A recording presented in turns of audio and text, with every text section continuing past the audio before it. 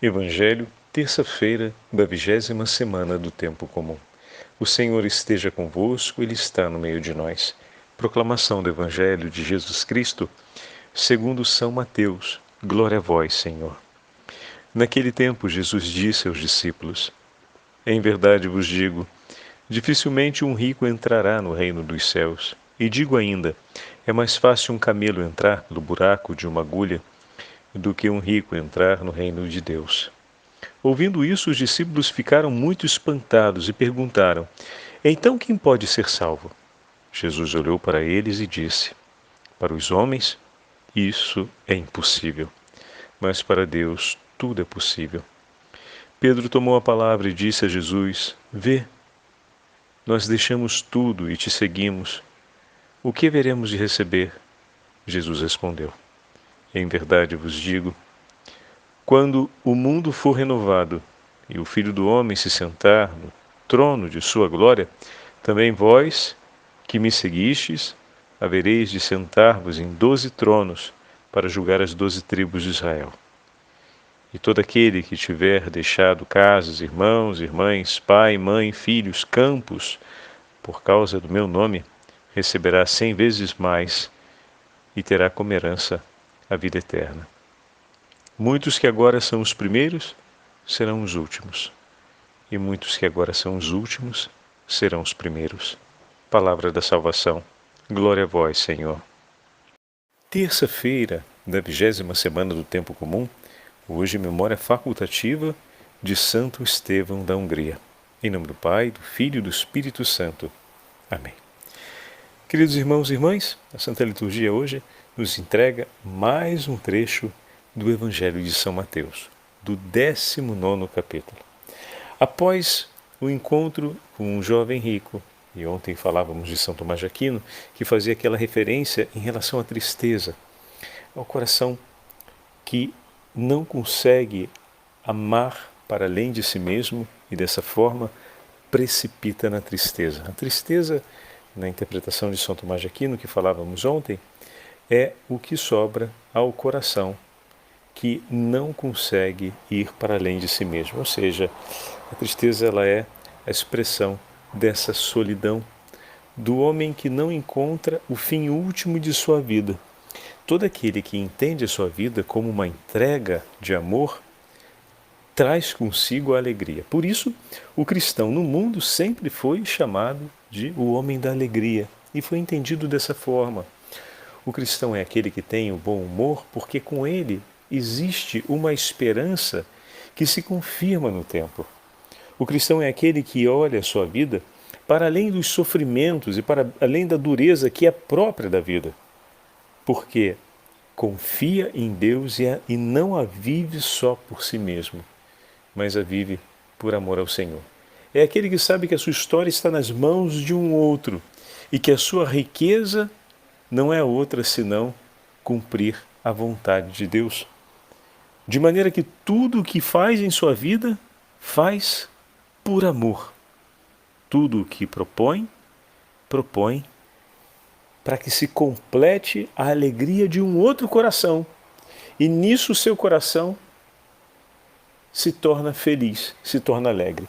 A alegria do coração do cristão está em promover a alegria do coração de Deus. Bom, diante desse testemunho, que é o testemunho de Jesus em relação ao Pai, a cada um de nós, a alegria do coração do Filho é cumprir em tudo a vontade do Pai. Ele não faz outra coisa senão cumprir aquilo que é agradável aos olhos do Pai. E todos aqueles que são chamados a serem seus discípulos, são chamados a empreender o mesmo caminho, a mesma estrada.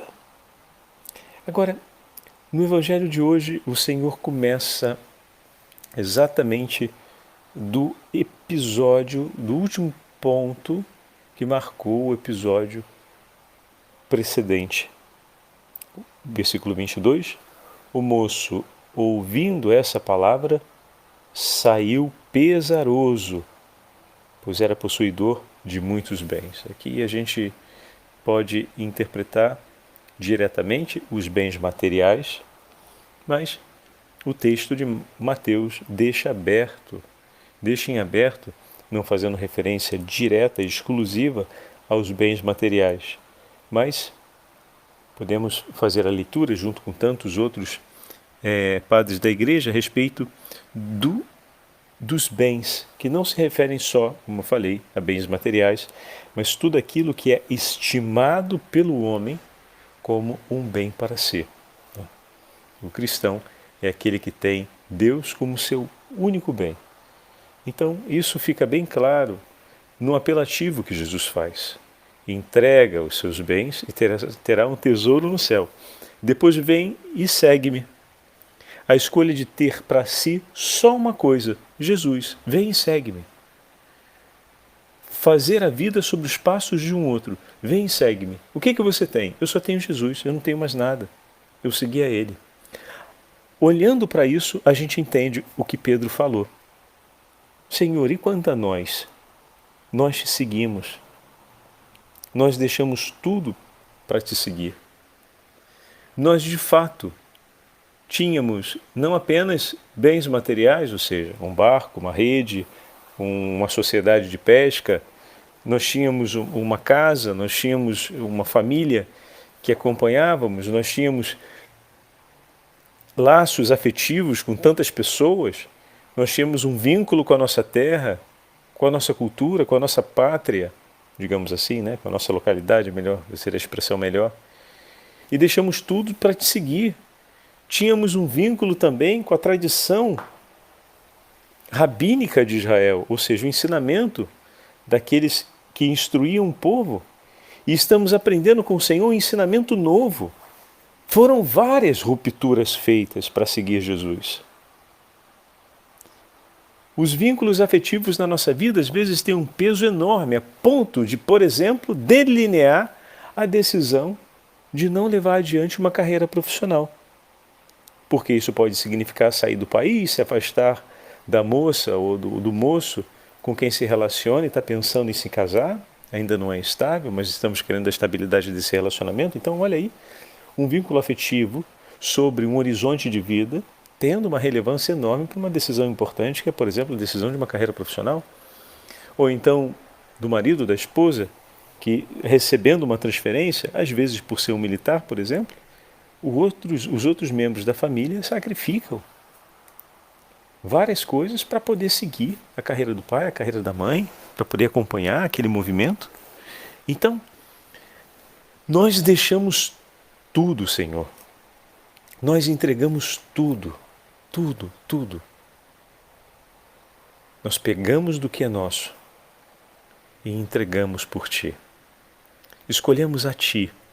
Não temos outra coisa, Senhor, só a Ti. O nosso modo de pensar se modela ao Seu. A sensibilidade do nosso coração se modela à sensibilidade do Seu coração. A sorte que lhe toca é a sorte que está tocando os nossos dias, porque se tem o que comer, nós comemos. Se não tem o que comer, passamos fome. Se tem onde dormir, dormimos. Se não tem, dormiremos ao relento. A sorte do Senhor passa a ser a sorte de cada um deles. E a nós, Senhor?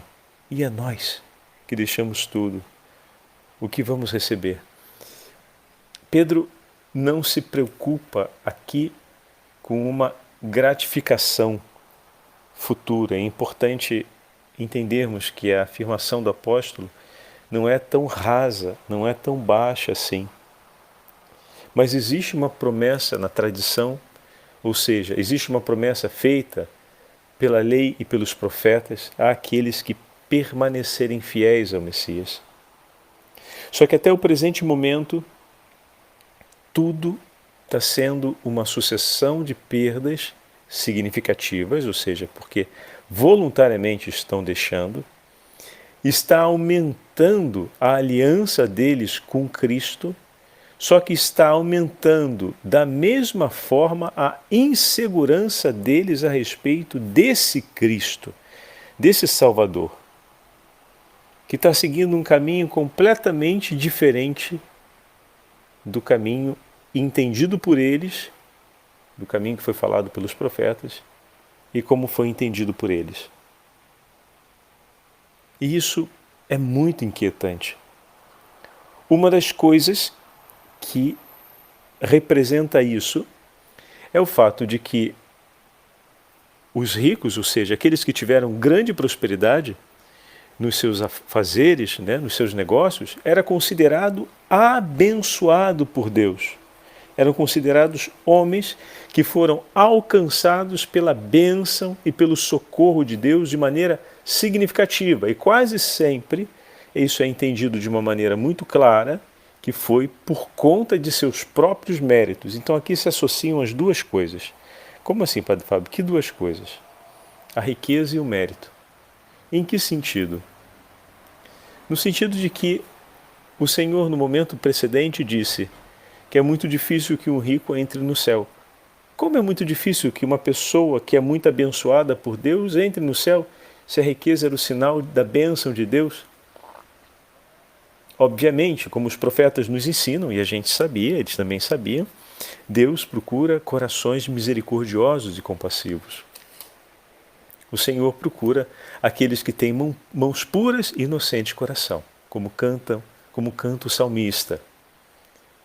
Entretanto, a pessoa rica também trazia consigo uma condição e uma participação na vida da sociedade e na vida do templo maior, o que, entre aspas, favorecia a prática de todos os exercícios chamados exercícios meritórios de piedade, ou seja, eram todos os atos, seja de reparação, seja de demonstração pública de fidelidade a Deus, o que não significa ser necessariamente fiel a Ele, mas publicamente assim o demonstrava, e demonstrava com bastante evidência. Então, para quem está lendo a vida cotidiana das pessoas mais ricas, está vendo que ele consegue realizar muito mais o cumprimento do pagamento das taxas, da oferta do templo, das diversas ofertas que se fazia naquela época. Ele consegue cumprir com mais eficácia, talvez, ou aparentemente, né, pelo menos, uma não ambição pelas coisas do próximo, uma proximidade maior com a prática concreta dos mandamentos da lei. Então, tudo isso vem interpretado como sendo uma grande bênção e, ao mesmo tempo, um empenho demonstrativo de fidelidade e de amor a Deus. O que leva a Deus a não poder fazer outra coisa senão garantir a salvação. O famoso ele merece. Ele merece. Não, esse merece. Não, esse merece. Esse ele merece. Esse aqui está fazendo tudo. Não, esse aqui merece. De maneira que a salvação começa a ser interpretada como sendo o efeito do agir do homem sobre a disposição de bondade que há nele, e não como sendo o fruto de uma obra de misericórdia de Deus. O que isso significa? Significa dizer que, pelo Senhor nos revelar o seu amor, suscitar em nós o desejo do bem e vir em nosso socorro para nos sustentar, nós podemos então caminhar nos caminhos do Senhor. Então a obra começa em Deus e termina nele. Não começa no homem e termina em Deus. Como se fosse uma aquisição. Como se fosse a conquista de um merecimento. Então os dois pontos agora vão em crise. Por quê? Porque se olharmos para Jesus, Jesus tinha todos os sinais indiscutíveis de que Deus estava com ele. Falava com uma autoridade que era superior. Tinha o poder de curar os enfermos, expulsar os demônios, multiplicar os pães, acalmar a tempestade. Estão percebendo? Tinha tudo isso e vivia como um mendicante. Não vivia nos palácios. Não era rico. Não tinha onde repousar a cabeça. Eu acabei de falar com vocês, né? Se tinham que comer, comia. Se não tinha, não comia. Mas isso é inquietante porque todos os sinais do poder máximo de Deus estão com ele. E ele não é rico. Ele é pobre. Mas pobre de uma maneira muito séria. Essa é a primeira inquietação. Espera aí, Deus está ali. Olha que o Messias e todos os sinais do Messias estão com ele, está escolhendo um caminho completamente novo ao que pensávamos. Então isso é muito inquietante. E além disso, ainda tem esse segundo aspecto, não só a questão da pobreza, mas a questão da completa entrega de si sobre as mãos do outro. A completa entrega de si para que se cumpra a vontade de um outro. Ou seja, Deus está com ele, todos os sinais da potência de Deus estão nele e ele se entrega totalmente nas mãos de Deus. Não sobra de fato nada para ele. Ele não se preocupa em cumprir uma lista enorme de metas para merecer mais ou menos alguma coisa. Ele simplesmente se preocupa em ver a sua vida nas mãos do Senhor e viver a sua vida nas mãos de Deus. Isso é a segunda parte inquietante. Jesus não está como o mais observante dos mestres da lei do seu tempo. Por quê? Se, digamos, uma pessoa fosse muito pobre, sofrida por diversas doenças e tudo mais, deveria passar uma inteira vida de duras penitências, porque seja a doença, como por exemplo nós já vimos em outros momentos, como a lepra, seja a condição de pobreza, como por exemplo a da viúva, que tinha perdido seu filho, uma condição extrema de pobreza, um abandono completo à miséria. Quanto? Ou por exemplo o publicano, né, que bate no peito e suplica ao Senhor. Quanto precisavam fazer esses personagens que pareciam trazer, né, sobre si sinais de uma maldição? Quanto eles precisavam fazer de penitência para merecerem o céu? Isso era o que se esperava. E, entretanto, o Senhor, que tem o poder completo de Deus sobre ele, e isso é evidente, não vai em correria a fazer tudo isso. Mas ele faz a sua vida ser uma penitência de amor. Ele deixa de comer para não deixar de falar de Deus. Ele dorme pouco para não deixar a oração. Ele passa horas ouvindo, horas falando de Deus e não se cansa. Parece que come um outro alimento que o sacia, tanto que os discípulos têm um momento que tem essa dúvida. Esse homem ama a todos e não distingue os bons dos maus, tratando-os de maneira diferente, mesmo conhecendo, e o que é mais assombroso, conhece o coração deles e não os distingue como o mais amado e o menos amado. Fica até tarde da noite esperando um que tem medo de mostrar as caras quando quer falar com ele,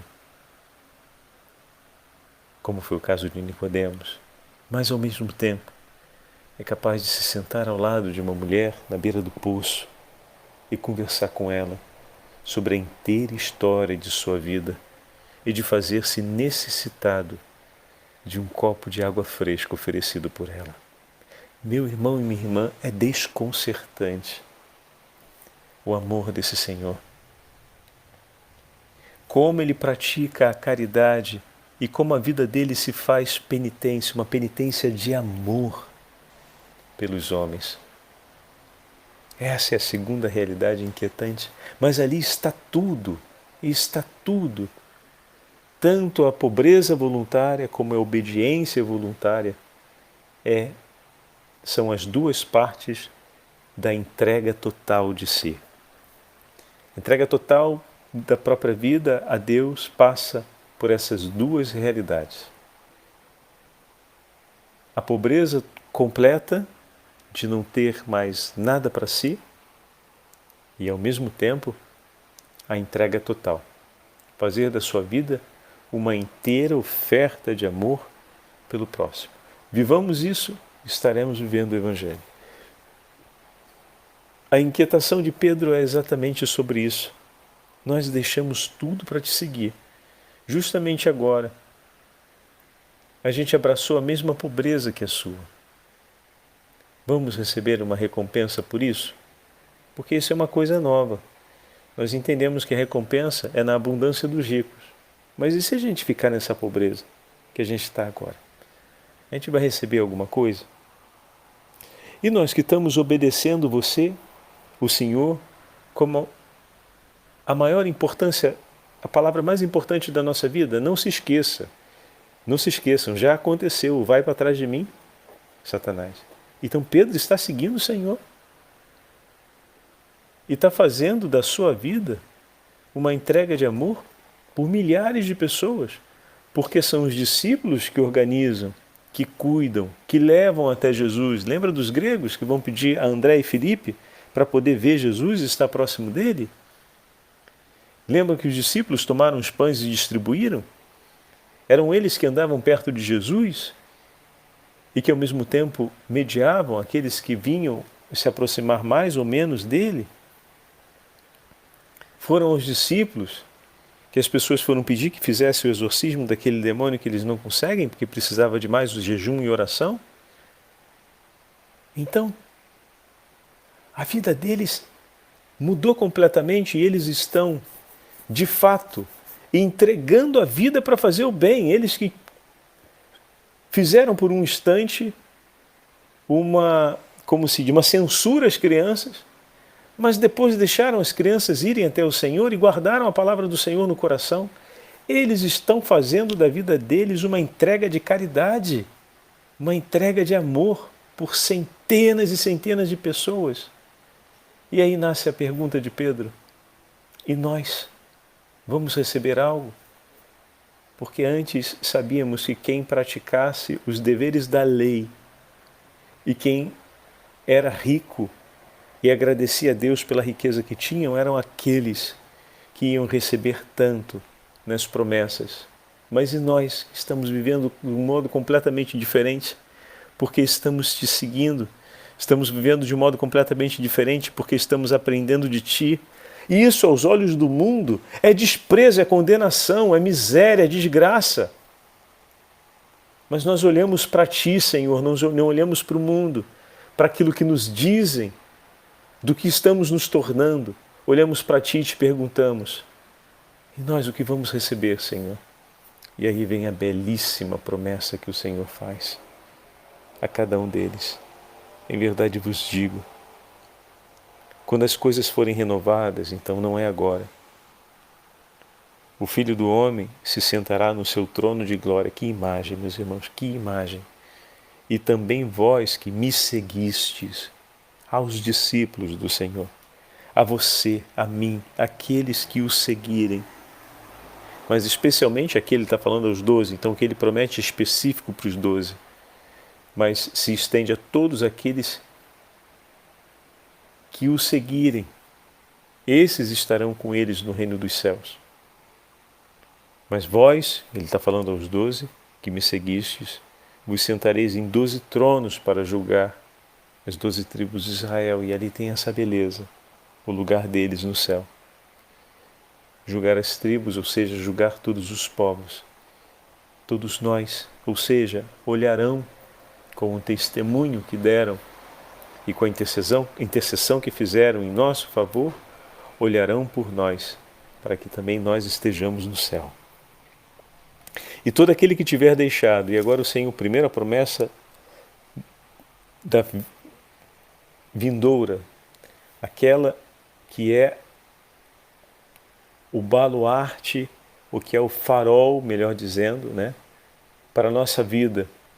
A primeira promessa, ela é sobre a realidade que muitas vezes descuidamos, o fato de que a nossa vida é eterna. O Senhor não quer fazer uma promessa para um momento, mas a promessa é para toda uma história. E depois ele diz, e todo aquele que tiver deixado, e aí fala de todos os bens materiais, relacionamentos e experiências de aliança, aliança cultural, a casa dos pais. A gente hoje considera a casa dos pais só o lugar onde a gente morou. Mas ali onde cada povoado tinha uma cultura e uma tradição, desde alimentar até social, bem diferente da outra, deixar pai e mãe significa deixar as raízes culturais, né? Todo aquele que deixar por causa dele receberá ainda nessa vida 100 vezes mais, receberá muito nessa vida e herdará a vida eterna. Olha que maravilha da promessa que o Senhor nos faz. Então eis aqui a garantia nas palavras do Senhor. Hoje a igreja celebra a memória de Santo Estevão da Hungria, um rei que deixou essa carta. Já tivemos a oportunidade de ouvi-la em outras meditações desse mesmo dia, 16 de agosto, mas vale sempre a pena ler o que esse pai deixou para o seu filho como herança. Olha o que um pai cristão deseja para o seu filho.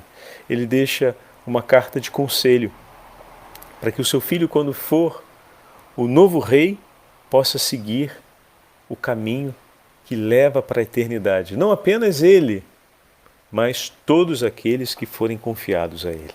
Escreve assim: em primeiro lugar, filho meu, se desejas honrar a coroa real, recomendo-te, aconselho e exorto, ó filho muito amado, que guardes a fé católica e apostólica com tanta diligência e cuidado, que te tornes um exemplo para todos os que da parte de Deus te estão sujeitos. E todos os eclesiásticos com razão te denominem o verdadeiro homem da fé cristã, sem a qual, não tenhas dúvida, não te poderás dizer cristão nem ser um filho da igreja. Forte, né? Ou seja, praticar e viver a fé. No Palácio Real, depois da fé, a igreja ocupa o segundo lugar. Ela que foi plantada por nosso chefe e Senhor, Cristo Jesus.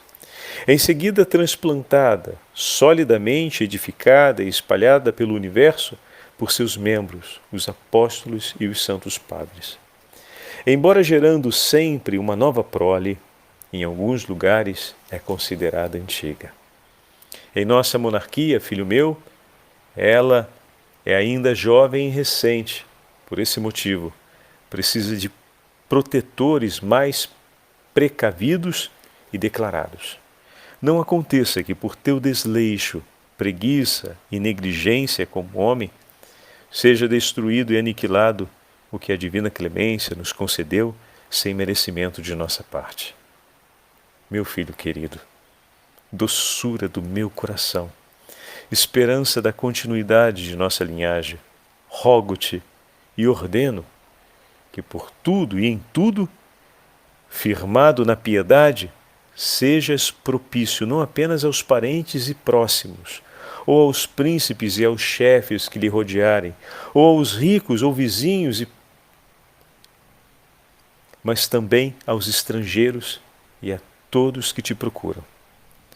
Pois a prática da compaixão, meu filho, te leva à máxima felicidade nesta vida. Olha que lindo, meus irmãos.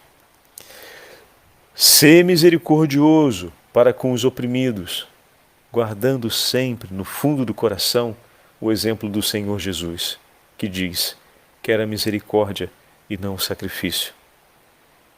Sê, ó filho meu, paciente com todos os homens, não apenas com os poderosos, mas também com os mais pequeninos do reino.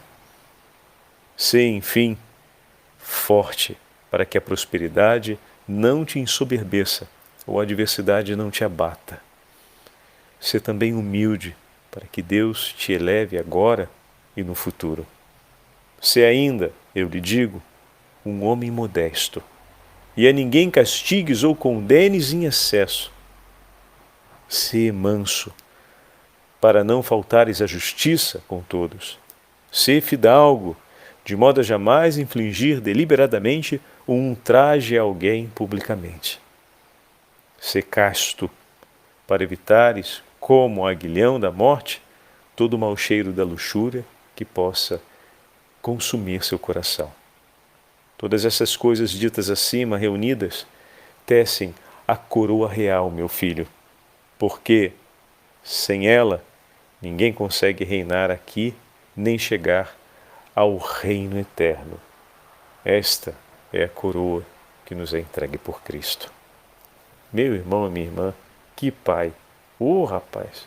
O tempo ficou longo por causa da leitura dessa carta desse pai a seu filho, mas que seja de inspiração para a gente na hora de orientar e fazer e estabelecer os desejos do que queremos e pretendemos para os filhos e para aqueles que conduzimos e educamos nessa vida. O Senhor esteja convosco, Ele está no meio de nós. Pela intercessão de Santo Estevão da Hungria e da Beatíssima Virgem Maria, abençoe-vos o Deus Todo-Poderoso, Pai, Filho e Espírito Santo. Amém.